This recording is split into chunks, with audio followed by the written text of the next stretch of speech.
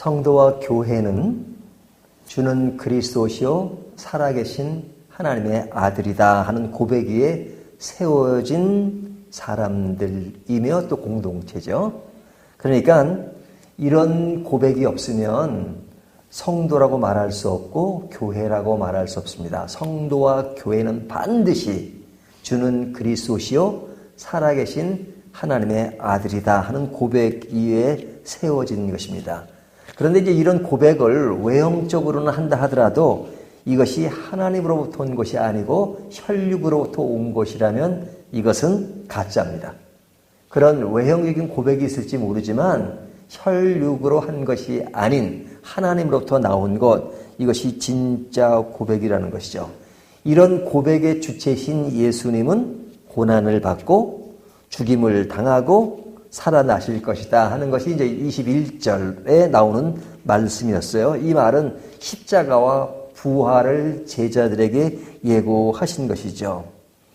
이 일은 오시는 구세주 메시아가 하시는 일입니다. 그런데 이제 이 말을 할 때 베드로가 향변을 했잖아요. 아주 그러시면 안 된다고 그랬습니다. 그랬을 때 예수님이 하신 말씀이 뭐였죠?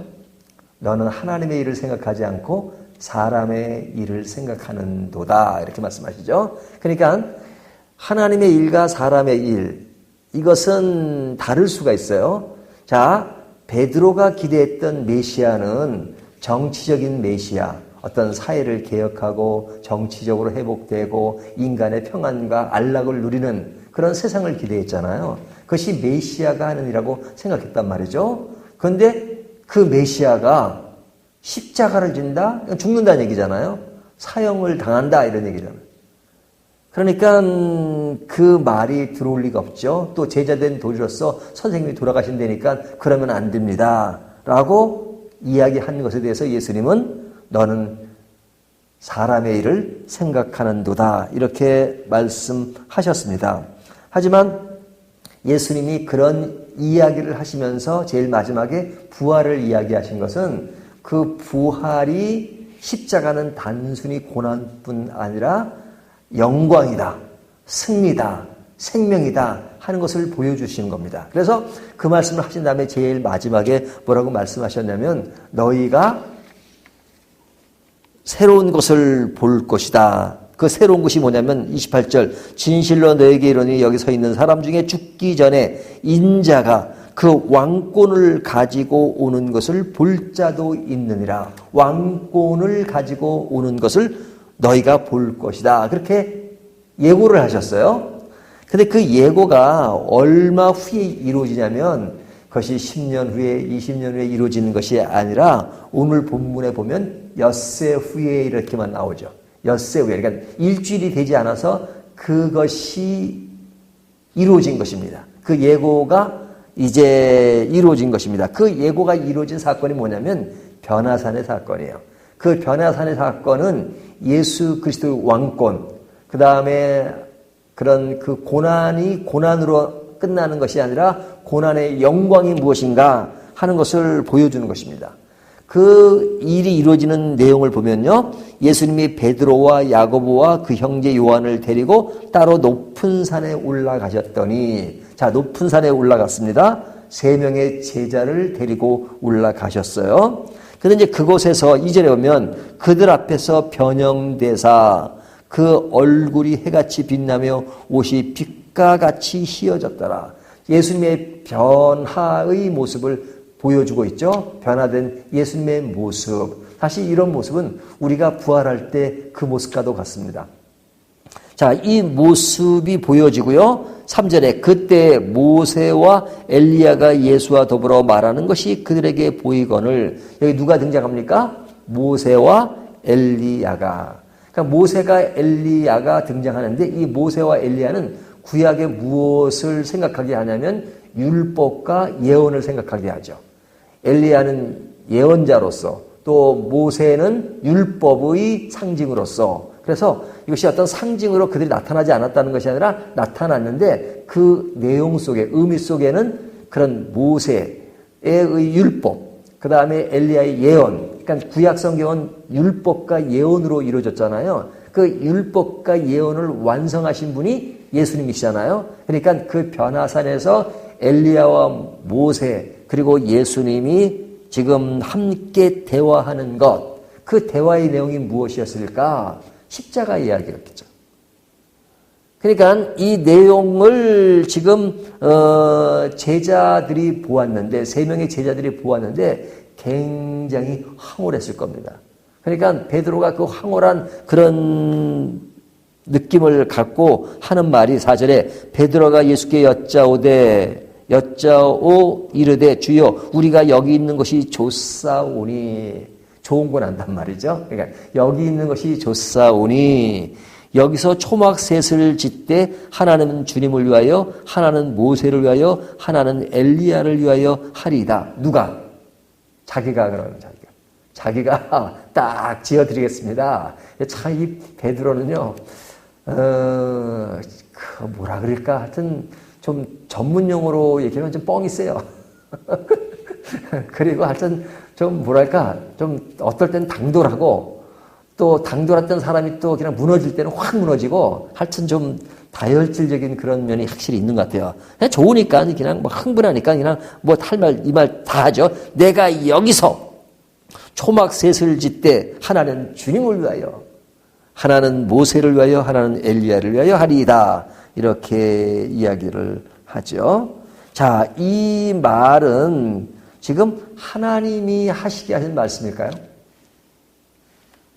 예수님이 베드로가 고백을 할 때 내가 한 말이 아니라, 내 혈육이 한 말이 아니라 하나님이 하게 하신 것이다. 그런데 이 말은 하나님이 하게 하신 말일까요? 아닙니다. 혈육이 한 말입니다. 이 혈육이란 말은 하나의 인간의 이야기다. 인간, 사람의 일을 생각하는 사람들의 이야기다. 이렇게 말할 수 있죠.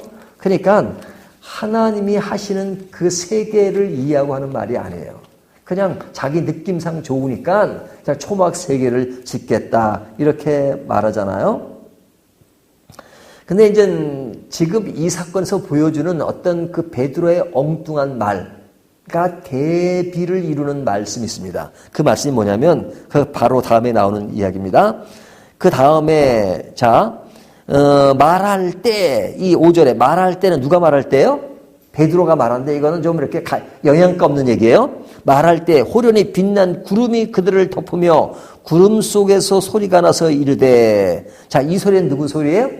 하나님의 말씀, 하나님의 소리죠. 하나님이 친히 말씀하시는 겁니다.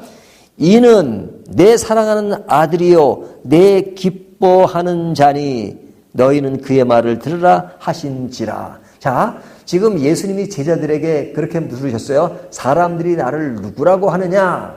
그랬을 때 사람들은 뭐 세례 요한이다, 엘리야다 뭐 이런 얘기 했잖아요. 그럼 너희는 나를 누구라고 하느냐? 했을 때 베드로가 신앙 고백을 한 겁니다.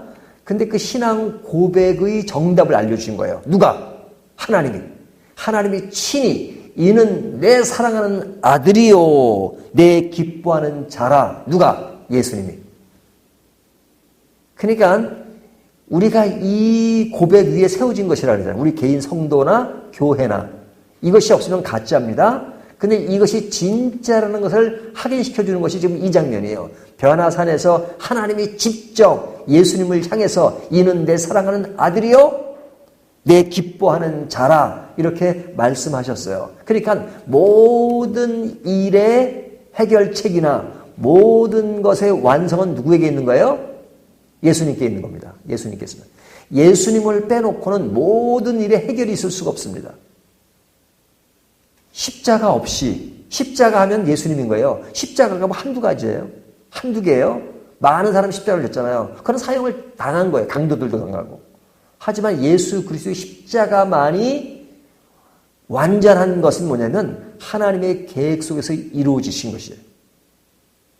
하나님의 아들이 이루신 거예요. 죄가 없으신 분이 죄인의 입장에 서서 우리들을 다 구원하신 그 사건, 이것은 엄청난 사건이죠. 그렇기 때문에 이 세상에 뭐 사람들이 나타나가지고 어떤 정책이나 전략이나 사상이나 이런 것들이 나와가지고 뭐 세상 파라다이스를 만들고 뭐 세상 천국을 만들려고 하지만 그렇게 만들어질 수가 없습니다. 인간이 행하는 어떤 제도나 어떤 정치나 어떤 것도 이 세상을 완벽하게 만들 수 없어요. 죄의 문제가 해결되지 않는 한 이 세상에는 진짜 완전한 것이 없습니다. 완전한 것은 죄의 문제가 해결돼요.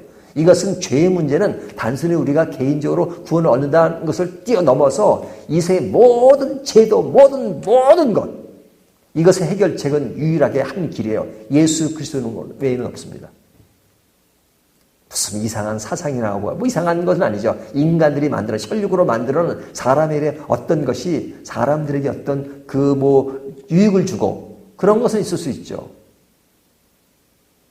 여러분, 그 정치 제도 중에 하나가 민주주의라고 할 수 있습니다. 하지만 여러분, 민주주의가 그런 세상을 완벽하게 만들 수 있나요? 아닙니다. 결정적인 순간에 진리의 문제를 가지고 다수결로 해가지고 이것이 진리다 이렇게 말할 수 있어요. 다수결이 반드시 진리는 아니에요. 물론 인간이 만든 제도 중에 그래도 조금 더 가치는 있어요. 하지만 그것을 절대적으로 신뢰하면 안 됩니다. 진리의 문제는 민주주의가 아니에요. 그리고 공산주의냐? 그거는 더 높아요. 그러니까 하나님의 아들 예수 그리스도 외에 다른 진리는 없습니다. 죄의 문제가 해결되지 않는 한 그런 모든 것들은 가능하지 못해요. 그래서 이 하나님이 그렇게 하시고 그 다음에 하시는 말씀이 뭐예요? 5절. 내 사랑하는 아들이여 내 기뻐하는 자니 너희는 그의 말을 들으라 하신지라. 그의 말을 들으라. 그의 말이 누구예요? 예수님의 말씀이에요. 예수님의 말씀. 예수님의 말씀을 들으라. 그러니까 우리가 성경 공부나 이렇게 말씀을 가장 중요하게 생각하는 것은 뭐냐면 모든 정답이 그의 말씀 안에 있기 때문에 그렇습니다. 예수 그리스도 안에 있기 때문에 그의 말씀을 들어야만 합니다. 그 말씀을 듣는 것을 제해놓고 교회가 이루어지고 우리의 개인 신앙이 이루어지는 그것은 다 거품이에요. 그의 말씀을 듣지 않는 어떤 제도나 어떤 시스템이나 어떤 프로그램도 그것은 그 핵심을 비껴가는 것입니다. 그렇기 때문에 가장 중요한 것은 우리 신앙생활의 가장 근본도 겁니다. 그의 말씀을 듣는 겁니다. 그의 말씀을 듣는 겁니다.